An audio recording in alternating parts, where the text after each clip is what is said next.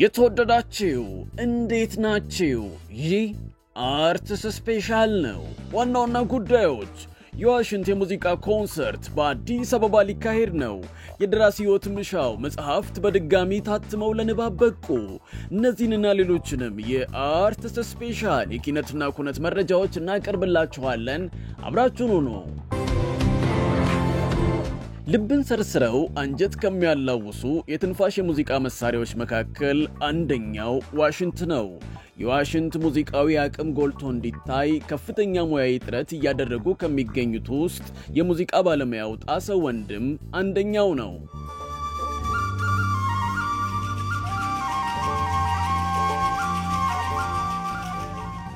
በመሶብ ባህላዊ የሙዚቃ ባንድ ውስጥ በዋሽንት ተጫዋችነቱ የምናውቀው ጣሰው የትንፋሽ ውበት የተሰኘ የዋሽንት የሙዚቃ አልበም ከአንድ ዓመት በፊት ለአድማጮች አድርሷል።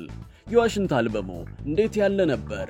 የትንፋሽ ውበት የሚባል አልበም አለኝ፣ የመጀመሪያ አልበሜ። እሱ ላይ ለማድረግ የሞከርኩት የዋሽንትን አቅም ትንሽ ጥሩ አቅም አለውና ሰፋ ባለ መንገድ ጥሩ ምናባዊ በሆነ መንገድ በትልቅ በረጃጅም በአጭር በተለያዩ የዋሽንት አይነቶች የተሰራ አልበም አለኝ። የዛሬ ዓመት አካባቢ የወጣ አልበም እና ጥሩ ተቀባይነት አግኝቷል በሰዎች ዘንድ።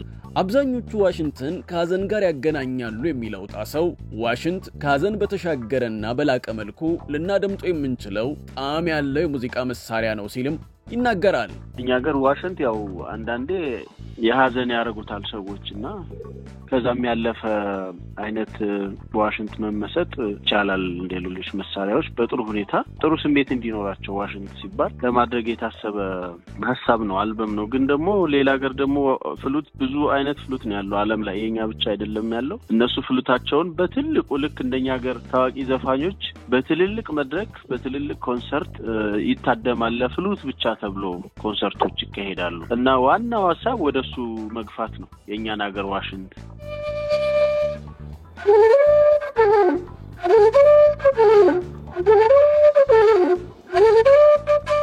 የዋሽንት ተጫዋቹ ጣሰው የትንፋሽ ውበት ሲል የሰየመውን የዋሽንት ኮንሰርት ነገ ቅዳሜ ሰኔ 14 2017 ዓ.ም ከምሽቱ 11 ሰዓት ጀምሮ በመሶብ የሙዚቃ ማዕከል ውስጥ ያካሂዳል። የዋሽንት ኮንሰርቱ በምን መልኩ ይቀርባል? ባለሙያው ለአርትስ ስፔሻል ተከታዩን ብሏል።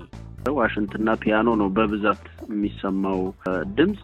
ሰዎች ቁጭ ብለው በጣም አይናቸውን ጨፍነው ተመስጠው ሙዚቃ መስማት የሚችሉበት ምሽት ነው። ሌሎችም ተጋባዥ ሙዚቀኞች አሉ፣ 1 2 3 ሌላ መሳሪያ ጊታር እና የመሳሰሉት ነገሮች። በዋናነት ግን በቃ ለ1 ሰዓት ተኩል እስከ 2 የሚሆን ጊዜ ነው የሚሆነው። የፒያኖና የዋሽንት በቃ ጥሩ ለስለስ ያሉ ሳውንዶችን እንዲሰሙ ነው የተዘጋጀው። ይህ መርሃ ግብር የዓለም የሙዚቃ ቀንን ምክንያት በማድረግ የተዘጋጀ እንደሆነም የሙዚቃው ባለሙያው ገልጿል።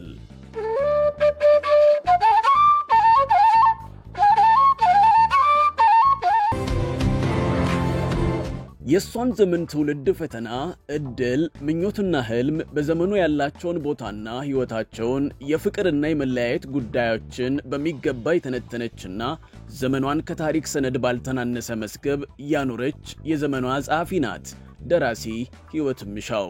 ደራሲ ሕይወት ምሻው በ2007 ባሪቾን፣ በ2010 ፍቅፋቄን፣ በ2011 ማታ ማታ እንዲሁም በቅርቡ ለእርቃን ሩብ ጉዳይና የቡና ቁርስ የተሰኙ የወግና የአጭር ልቦለዶች ስብስብ መጽሐፍትን ለአንባቢያን አበርክታለች።